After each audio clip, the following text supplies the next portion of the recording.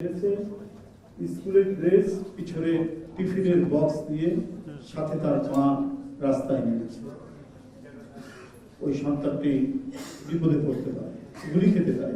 গুলি খেয়েছে, রক্তাক্ত লাশ নিয়ে মা তার সন্তানকে বাসায় ফিরেছে। এই জুলাই 24 জুলাই সেই বেদনা বিধুর স্মৃতি আমরা এখনো বলি। এই উত্তরা এখানে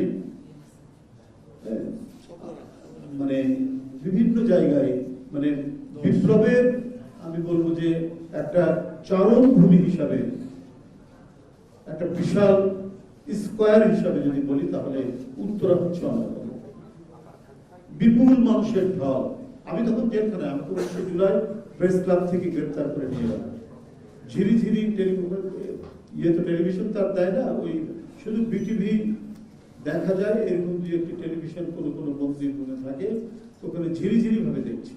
আমরা সকাল থেকে চেষ্টা করছি যে আজকে কিছু হবে কি, মানে উৎকণ্ঠায় উদ্বেগে আমাদের প্রহর আমরা গুনছি কারাগারের মধ্যে।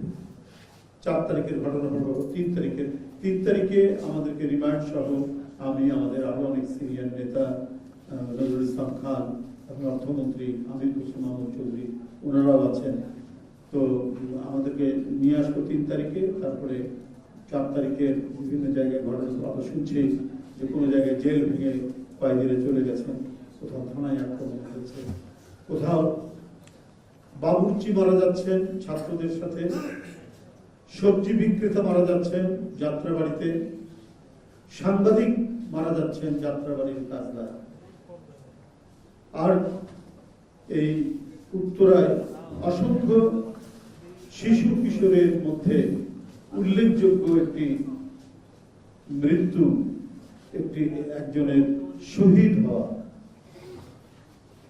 তার কথা বলতে গেলে তো মনে হয় তার একটি সেন্টেন্স, একটি বাক্য, কিন্তু সেটি ছিল যেন একটি মহাকাব্যিক বাক্য। পানি লাগবে, পানি। সেই মুগ্ধ যে শহীদ হয়েছে, আমরা তার কথা বলতে পারি। যাই হোক,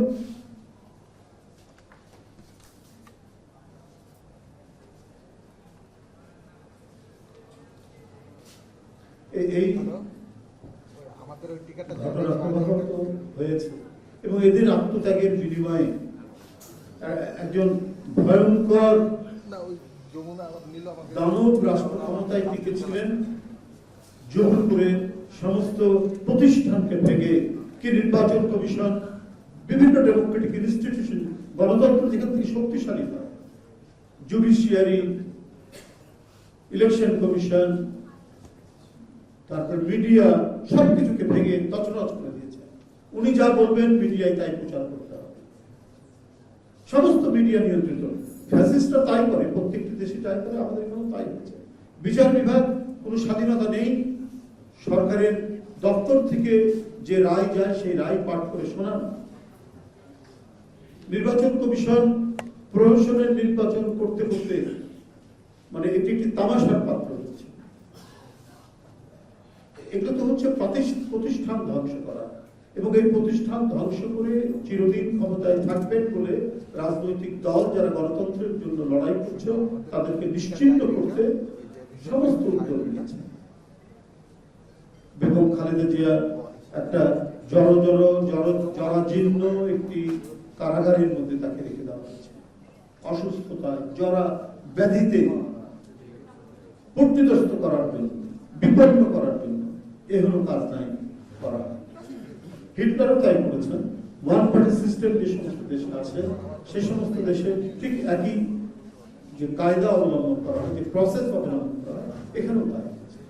তো এই ধরনের একটি ভয়ঙ্কর দানবীয় রাষ্ট্র থেকে কমপক্ষে গণতন্ত্রের কিছুটা আলো দেখানোর চেষ্টা হয়েছে জুলাই আগস্টের এই পরিবর্তনের মধ্যে। অবাধ সুষ্ঠু নির্বাচনের তো কমপক্ষে কেউ যদি সরকারের জোরালো সমালোচনা করেন, সে গুম হবেন, এই পরিস্থিতি তার নেই। কেউ বিচার বহির্ভূত হত্যার শিকার হবেন, এক্সট্রা জুডিশিয়াল কিলিং এর মধ্যে পড়বেন, এই পরিস্থিতি তার নেই। কথা বলা, সমালোচনা করা, এটা তো একটা ডেমোক্রেটিক সোসাইটির একটা অন্যতম অপরিহার্য উপাদান। সেটি ছিল না। জুলাই আমাদেরকে সেটি নিশ্চিত করেছে। তাই জুলাইয়ের তাৎপর্য অত্যন্ত গভীর এবং তীক্ষ্ণ। এই তাৎপর্যকে আমাদের আরো উপলব্ধি করতে হবে এবং আমাদের রাষ্ট্রীয় গণতন্ত্রের বিকাশের জন্য যে সমস্ত কাজগুলো আমাদের আরো বাকি আছে সেই কাজগুলো আমাদের করতে হবে। তবে আমি আবারও বলি, রাজনৈতিক দলগুলো মিলিতভাবে কমপক্ষে কতগুলো ন্যূনতম প্রধান ইস্যু কিন্তু একটা মিনিমাম আন্ডারস্ট্যান্ডিং এর মধ্যে থাকতে হবে। সেই আন্ডারস্ট্যান্ডিং এর মধ্যে না থাকলে আবারও গণতন্ত্র বিপন্ন, এবং এই বিপন্ন হওয়ার মধ্যে দেশের স্বাধীনতা, সার্বভৌমত্ব, সুরক্ষাটাও নিশ্চিত হবে, সেটাও বিপন্ন হতে পারে। এই কারণে এটি অত্যন্ত প্রয়োজন। জুলাই সনদ, এটা নিয়ে সরকার বা সরকারি দল, সরকারের সাথে বিরোধী দলগুলা আলোচনা করে আরো যদি কিছু সেখানে কথা বলার থাকে, কিছু সংযোজন করা থাকে, সেটা করতে অসুবিধা হবে।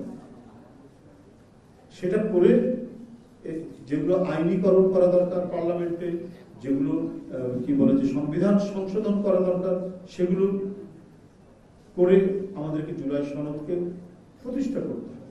কিন্তু সেটার জন্য তো একটা টেবিলে বসতে হবে, বসে কথা বলে ঠিক করে এটাকে আইনীকরণ করা, এটা সম্পূর্ণ এই কাজগুলো দ্রুতই করতে হবে বলে আমি মনে করি। কারণ নানা ছিদ্র পথে মানে গণতন্ত্র বিরোধী শক্তির উপর উত্থান করতে হবে। বিপুল পরিমাণ টাকা এবং দেশের বাইরে থেকে মদত পেয়েও নানাভাবে তারা শক্তিশালী হতে পারে বলে আমি মনে করি। আমি কোন রাজনৈতিক আলোচনা এখানে করতে আমি চাই না। এখানে আমি একটি জুলাইয়ের তাৎপর্য নিয়ে কথা বলতে গিয়ে আমার যতটুকু বলা দরকার আমি সেটুকি বলেছি। ফ্লাই বুক প্রকল্প, তাদের আমি যে কয়েকটি পয়েন্ট এখানে পেয়েছি, যে কটি পেয়েছি তাদের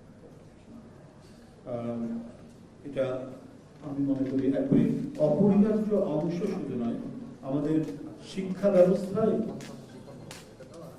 এটা অপরিহার্য অঙ্গ বলে আমি মনে করি। পরিবেশের ক্ষেত্রে, তারপরে নানা বিষয় তারা বলেছেন, টেলিমেডিসিন থেকে শুরু করে, মানে এই যে একজন স্টুডেন্ট তার চিন্তা শক্তির বিকাশ সাধনের জন্য কি কি করা দরকার সে কথাগুলি এখানে চমৎকার ভাবে বলেছে। তো এই যে স্টার্ট আপের যে বিষয়টি কদিন আগে, গত সপ্তাহে সম্ভবত আমাদের দেশের প্রধানমন্ত্রী জনাব তারেক রহমান ঢাকা বিশ্ববিদ্যালয়ে গিয়ে যে কথাগুলি বলেছেন, তার যে শিক্ষা নিয়ে তার যে চিন্তার যে বহিঃপ্রকাশ আমরা দেখেছি, আজকে এখানে আমি তারই প্রতিফলন দেখতে পেলাম। এটা হওয়া অত্যন্ত উচিত। তবে একটা বিষয় আমি মনে করি, বই পড়া এবং তারপরে অল্টারনেটিভ ওইখানে দেওয়া হয়েছে। তবে অল্টারনেটিভ থাকতে পারে, আপনি এআই দিয়ে অনেক কিছু নিয়ে আসতে পারেন। এআই প্রযুক্তি এই মুহূর্তে সবচেয়ে বড় একটি কন্ট্রিবিউশন, আমাদের অনেক কিছু সহজ করে দিচ্ছে, ঠিক আছে। কিন্তু বই পড়ার কিন্তু বিকল্প নেই।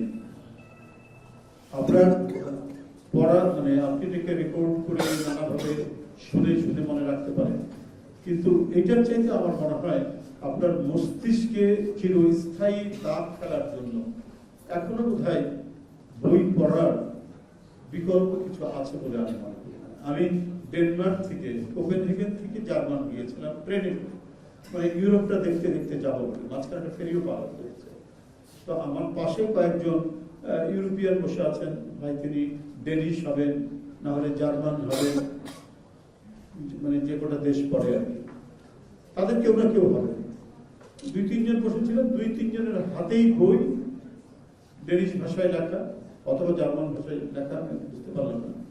তো এই বই পড়তে পড়তে ইয়ে পর্যন্ত আমরা হ্যামবুর্গ পর্যন্ত আমরা গেলাম, ওখান থেকে আবার ট্রেন বদলে আমরা বার্লিনে গেছি। তো এখনো, বেশি দিন আগের কথা না, 2-3 বছর আগের ঘটনা। তো এখনো আমি ইউরোপে যে যেখানে জ্ঞান বিজ্ঞানের মানে আজকে যে মডার্ন জ্ঞান বিজ্ঞান তার যে বিকাশ সাধিত হয়েছে, সেখানে আমি দেখেছি অপরিহার্য। এমনকি নিউ ইয়র্কে আমি বহুদিন সাবওয়েতে, যেটা মাটির নিচের যে পাতাল রেল অনেক সময় বসে থাকতাম যে কতদূর যায় কতদূর থেকে ঘুরে আসে। কোনো কাল একটা 6 মাস গিয়েছিলাম মার্কিন যুক্তরাষ্ট্রে। তো তখনই দেখতাম যারা একটু লং রুটে যাচ্ছেন, ধরুন ইয়ে থেকে কুইন্স থেকে ব্রুকলিন যাবে, এটা একটু বেশি সময় লাগে, 1 ঘন্টার মতো বা 40 মিনিটের মতো পথ। তো দেখতাম যে বই খুলে বসে আছে, আর্নেস্ট হেমিংওয়ে পড়ছে, না হলে জন স্টেইনবেক পড়ছে, কিছু না কিছু পড়ছে আর কি, হাতে উপন্যাস আছে, না হলে রাজনৈতিক আছে। তো এই যে মানে বই পড়ার বিকল্প অন্য কিছু করা যাবে না, সেগুলো এডিশনাল আমরা জানতে পারি, শুনতে পারি, ভিডিও রেকর্ড থাকে সেখান থেকে আমরা শুনতে পারি, কিন্তু বই পড়তেই হবে, এর কোনো বিকল্প নেই। আজও কিন্তু আমি ভাইস চ্যান্সেলর সাহেবের সাথে আমি আলাপ করছিলাম, আমি এক্সচেঞ্জ করছিলাম নিউজগুলো, আজও কিন্তু মার্কিন যুক্তরাষ্ট্রের স্কুলগুলোতে আমাদের যে ট্র্যাডিশনাল সিস্টেম, যে হোমওয়ার্ক কিন্তু এখনো চালু আছে এবং সেটা আপনার পেন্সিলে অথবা কলমে সেই হোমওয়ার্ক খাতার মধ্যে নিয়ে সেটা জমা দিতে। তো সবই আছে, স্কুলেতেও কম্পিউটারের অভাব নাই, নানাভাবে তাদেরকে শেখাচ্ছে, কিন্তু ওই যে লিখিত ম্যানুয়ালি যে হোমওয়ার্ক সেটা কাগজে কলমে লিখে সেখানে জমা দিতে। তো এই জন্য আমার মনে হয় পদ্ধতিগুলোকে বাদ দেওয়া হয়নি, যে এগুলোর অপরিহার্যতা রয়েছে। তো আজকে যারা এখানে স্টুডেন্ট যারা আছেন, এই ধরনের একটি প্রতিষ্ঠান উত্তরায় এভাবে যে গড়ে উঠেছে, এটি আমার ধারণা ছিল এবং আমার বিশ্বাস যে এই সকল প্রতিষ্ঠান একটা ইউনিভার্সিটির যে কনসেপ্ট, ইউনিভার্সিটির যে ডেফিনিশনের মধ্যে পারে, আমরা যেখানে এগ্রিকালচার ইউনিভার্সিটি, ইঞ্জিনিয়ারিং ইউনিভার্সিটি, কিন্তু ইউনিভার্সিটি ইটসেলফে একটা ভাস্ট একটি বিষয়। ইউনিভার্সিটির বিভিন্ন ফ্যাকাল্টি থাকতে পারে, এগ্রিকালচার ফ্যাকাল্টি থাকতে পারে, ইঞ্জিনিয়ারিং ফ্যাকাল্টি থাকতে পারে, মেডিকেল ফ্যাকাল্টি থাকতে পারে, হার্ভার্ডের নিজস্ব মেডিকেল ফ্যাকাল্টি আছে, স্কুল অফ মেডিকেল সায়েন্স। এটা হচ্ছে একটা ইউনিভার্সিটি। ইউনিভার্সিটি বলতে পরিপূর্ণতা বোঝায়, গ্রেট আলমা ম্যাটার, সে আলমা ম্যাটারের সবকিছুই থাকবে। তো সেইটার কিছু আভাস আমি কিন্তু এখানে পেয়েছি। এখানে ইঞ্জিনিয়ারিং ডিপার্টমেন্ট আছে, এখানে এগ্রিকালচার আছে, এখানে এবং ইয়ে তো আছেই। সাহেবের কাছে শুনলাম যে বিজনেস এবং আদার্স বিষয়গুলো আছে। তো এইটা নিঃসন্দেহে খুব উল্লেখযোগ্য আমি মনে করি এই বিশ্ববিদ্যালয়টি আরো নানাভাবেই এটা ডেভেলপ করবে এবং ছাত্ররা তারা এই ডেডিকেটেড, যেখানে ডেডিকেটেড শিক্ষক থাকে সেখানে ডেডিকেটেড ছাত্র বেরোবে আর সাফল্য। তোমাদের মনে রাখতে হবে, ছাত্র যারা আছেন, একজন মনীষী প্রদান করি, সাফল্য কি? সাফল্যটা তুমি এখন সিগনেচার দাও বিভিন্ন প্রজেক্ট পেপারে বা বিভিন্ন ফর্মে সিগনেচার দাও। তোমার সিগনেচার যেদিন অটোগ্রাফে পরিণত হবে সেটাই হচ্ছে সাফল্য, সেটাই যখন সিগনেচার টার্ন নেবে অটোগ্রাফে, তখনই তোমার সাফল্যের মাপকাঠি তুমি সফল। আর একটা জিনিস মনে রাখতে হবে, নলেজ, এটা হচ্ছে বিরাট power. Knowledge will give you power, but এর সাথে নলেজ তোমাকে আরেকটি যে জিনিস দেয়, অথবা তোমাকে ইন্ডিপেন্ডেন্টলি যেটা জানতে হবে সেটা হচ্ছে ক্যারেক্টার, বৈশিষ্ট্য। তোমার যদি এথিক্স ডেভেলপ না হয়, তোমার যদি মোরালিটি ডেভেলপ না হয়, তুমি অনেক জ্ঞান লাভ করেছো, তাহলে কিন্তু character will give you respect. Knowledge তোমাকে পাওয়ার দেবে, ক্যারেক্টার তোমাকে দেবে রেসপেক্ট। এটা মাথার মধ্যে নিয়েই তোমাদেরকে কাজ করতে হবে। যাই হোক, আজকে তোমাদের এই প্রতিষ্ঠানে এসে আমার খুব ভালো লেগেছে। আর একটা জিনিস এর পাশাপাশি বলে যায়, মনে রাখতে হবে স্টুডেন্টদের বিশেষ করে, যে ডোন্ট বিলিভ ইন লাক, ভাগ্যে বিশ্বাস। আরে বাবা, ভাগ্যে কি আছে, দেখা যাবে, যা আছে তা। No, don't believe in hard work, don't believe in luck, believe in hard work. Hard ওয়ার্ককে তুমি বিশ্বাস করো,